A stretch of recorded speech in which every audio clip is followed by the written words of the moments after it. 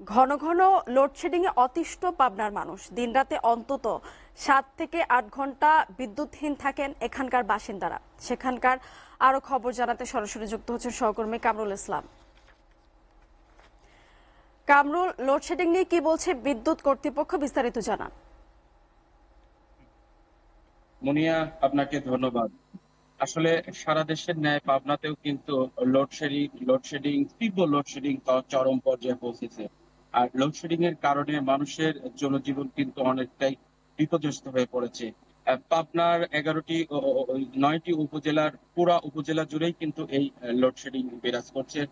এখন বিশেষ করে যে লোডশেডিং এর তীব্রতা, দিন এবং রাত মিলে কিন্তু সর্বোচ্চ 7 থেকে 8 ঘন্টা বিদ্যুৎ পাচ্ছে সাধারণ মানুষ। আর এই 7 থেকে 8 ঘন্টা বিদ্যুৎ নিয়ে মানুষের চলাফেরা, ঘুমানো, দৈনন্দিন জীবনযাপন এবং শিল্প কারখানার কাজগুলো যে কতটা বিপর্যস্ত হতে পারে।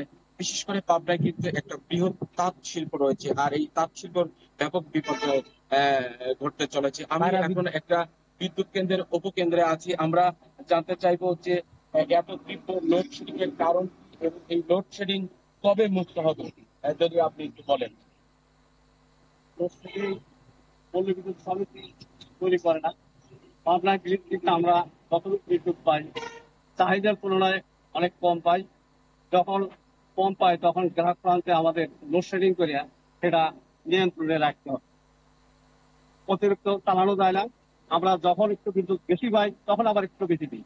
এতে 50% আমরা হয়তো সবসময় বিদ্যুৎ লোডশেডিং করে থাকি।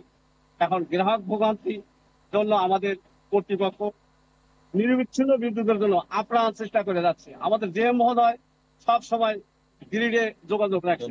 আসসালামু আলাইকুম। যেটা আপনি শুনছিলেন, আসলে এই বিদ্যুতের ঘাটতি এবং লোডশেডিং এর কথা, আকপটের কথা কিন্তু স্বীকার করেছে। আর এই বিদ্যুৎ ঘাটতির কারণে, লোডশেডিং এর কারণে বিশেষ করে হাসপাতালগুলোতে শিশু এবং বয়স্করা কিন্তু অসুস্থ থেকে আরো অসুস্থ হয়ে পড়েছে।